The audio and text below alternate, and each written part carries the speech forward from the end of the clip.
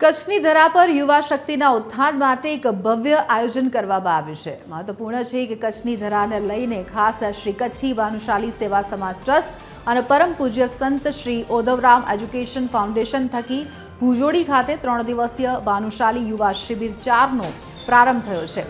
24 થી 26 જાન્યુઆરી દરમિયાન યોજાનારી આ શિબિરમાં 100થી વધુ યુવાનોને આધ્યાત્મિક, શારીરિક, સામાજિક અને સાંસ્કૃતિક તાલીમ આપવામાં આવશે।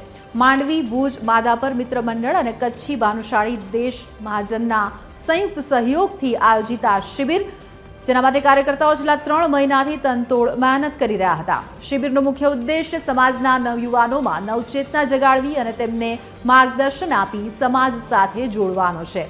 દર વર્ષની જેમ આ વર્ષે પણ યુવાનોમાં ભારે ઉત્સાહ જોવા મળ્યો, જે સમાજના ઉજ્જવળ ભવિષ્યની પ્રતીતિ કરાવે છે।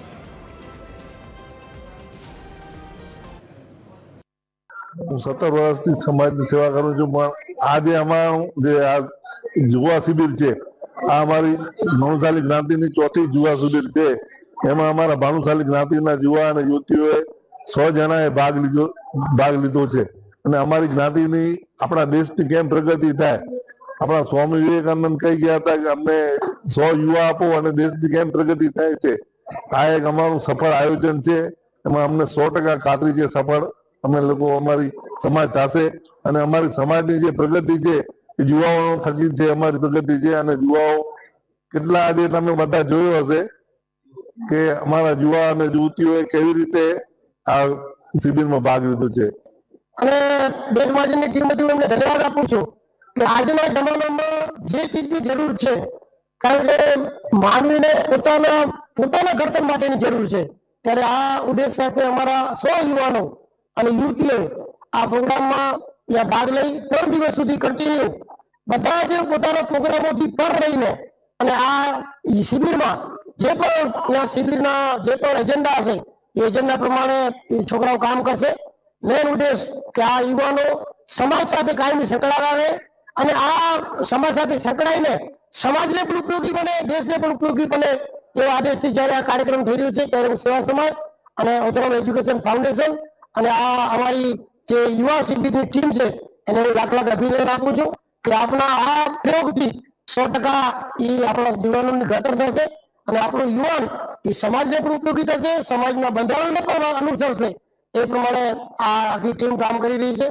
યુવા શિબિરના 3 મુખ્ય જે ભાગ કહેવાય, સૌથી પહેલી જે અમે એક્ટિવિટીઝ અહીંયા કરાવીએ છીએ એ છે સ્પિરિચ્યુઅલ એક્ટિવિટીઝ, જેમાં ઈશચિંતન, યોગા, મેડિટેશન, કથા, કીર્તન આ ઘણું બધું આવી જાય, જેમાં યુવાઓને સંસ્કાર અને સાથે સાથે આપણી જે ઋષિ પરંપરાઓ વિશે પણ જાણવા મળે।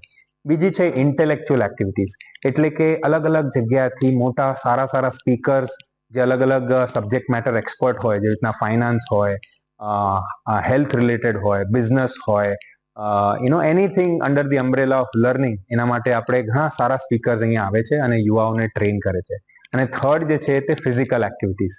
ફિઝિકલ એટલે રિયલમાં રમત-ગમત, તમે સાકડ કયો, કબડ્ડી કયો, ખોખો કયો, એવી રમતો કે લગભગ કદાચ શહેરમાં એમને આ રમવાનો મોકો ન મળતો હોય, તો અમે ફિઝિકલ ફિટનેસ ઉપર પણ વધારે ધ્યાન આપીએ છીએ, કારણ કે હેલ્થ ઇઝ વેલ્થ એના અંડર જ અમે યુવાઓને કરીએ છીએ કે તમારે એકદમ ફિટ રહેવાનું છે। અને એના માટે જ આ કહેવાય ને કે 3 અલગ અલગ એક્ટિવિટીઝનું સંગમ એટલે યુવા શિબિર। આજે અમે અહીંયા 3 દિવસીય જે યુવા શિબિરનું આયોજન કર્યું છે, આ યુવા શિબિરનું આયોજન પણ એક યુવાનોની ટીમે જ કર્યું છે। અને આ જે યુવાનો છે આખી ટીમમાં, તે સમગ્ર ભારતના અલગ અલગ લોકેશનમાંથી મુંબઈ, વાપી, વલસાડ, ગાંધીધામ, ભુજ, માંડવી એમ અલગ અલગ લોકેશનના યુવાનોએ ભેગા મળી અને આ આખા યુવા શિબિરનું આયોજન કર્યું છે। અને એનું જે મેઇન ઇન્ટેન્શન છે, જે આપણે યુથને કેવી રીતે એમ્પાવર કરી શકીએ, આજના જે ચેલેન્જીસ છે તેને આપણે કેવી રીતે ઓવરકમ કરી શકીએ, એના પર અલગ અલગ સેશન્સનું આયોજન કરવામાં આવ્યું છે।